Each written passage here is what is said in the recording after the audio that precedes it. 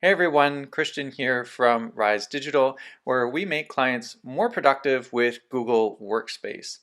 And I'm here to talk to you today about one of my very favorite features of Google Calendar, and it involves time zones. I don't know about you, but for me, I'm constantly scheduling meetings with people who are located not just locally here in Western Canada where I am, but also across the country or even around the world. And so it requires me to be very mindful of the various time zones. And I always want to make sure that I'm scheduling my meetings so that I'm respecting the time zones of the participants who I'm inviting.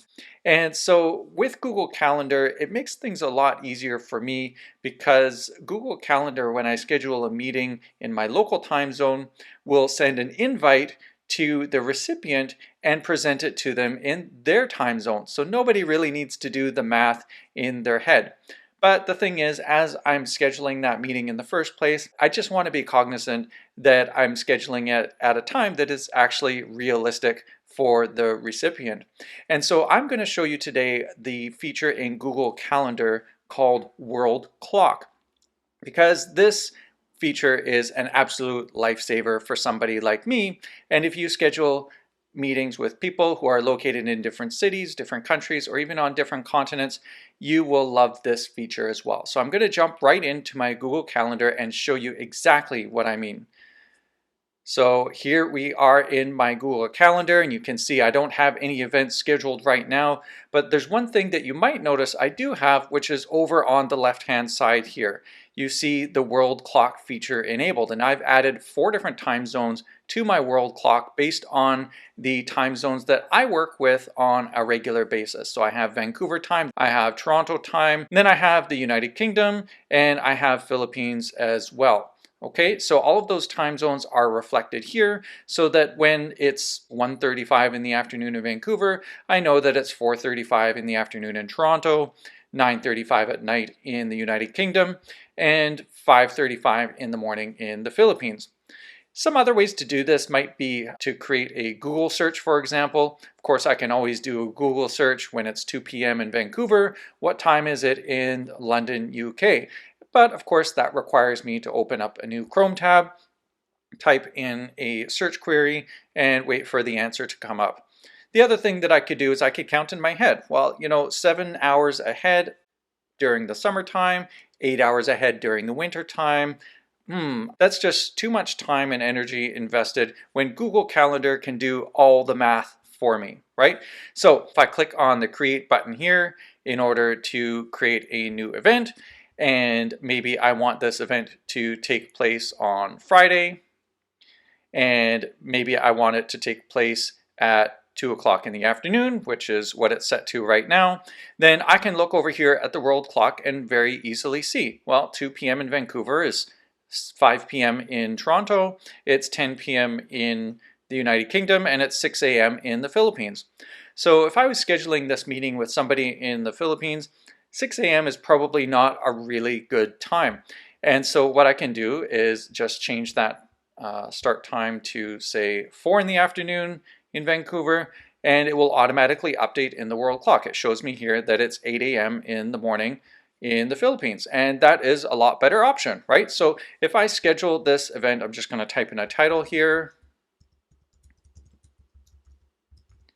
call it demo meeting, and I click save. And there you go, it's in my calendar for 4 p.m. on Friday. But then I realized, wait a minute, Philippines is 16 hours ahead of Vancouver, and so if it's 4 p.m. on Friday, then it's 8 a.m. in the morning, yes, but on Saturday. And so maybe I don't want to schedule something during the weekend, so how about we just do that on Thursday at 4 p.m. instead? So if I drag it over here to Thursday at 4 p.m., right? And then I click on that meeting there, I'll see the preview come up, and the world clock will automatically update and tell me that it's 8 in the morning on, of course, Friday.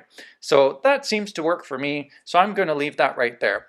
Now, you might be wondering, how do you set this up in the first place? And the way that you set this up is by going up to Settings in your Google Calendar, clicking on the little cogwheel there, selecting Settings. Then when the settings come up, you'll see over on the left-hand side here, world clock. Click on world clock and you have the option to turn world clock on or off. And I've set already 4 time zones in here, but if I wanted to add another one, let's say, click on here and bring up another one. And let me see here. Maybe I want to have somebody who is located in Turkey, right? So there we go, Turkey. I add Turkey on there. And then the settings are saved. And I go back to my calendar. And I now see Turkey time, right? And if I click on the meeting here, of course, it will update and tell me that that is 3 a.m. in the morning Turkey time.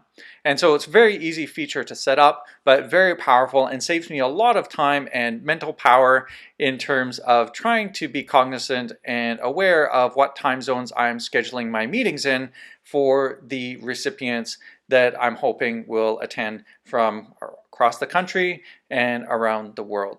So there you have it, the Google Calendar world clock feature, which has saved me so much energy and time over the years, and I hope that you will enjoy too. If you've enjoyed this feature, be sure to like this video as well as comment down below and either connect with me or subscribe to make sure that you won't miss future videos and other content that we're sharing here from Rise Digital. So thank you very much for watching and hope you enjoyed this world clock feature.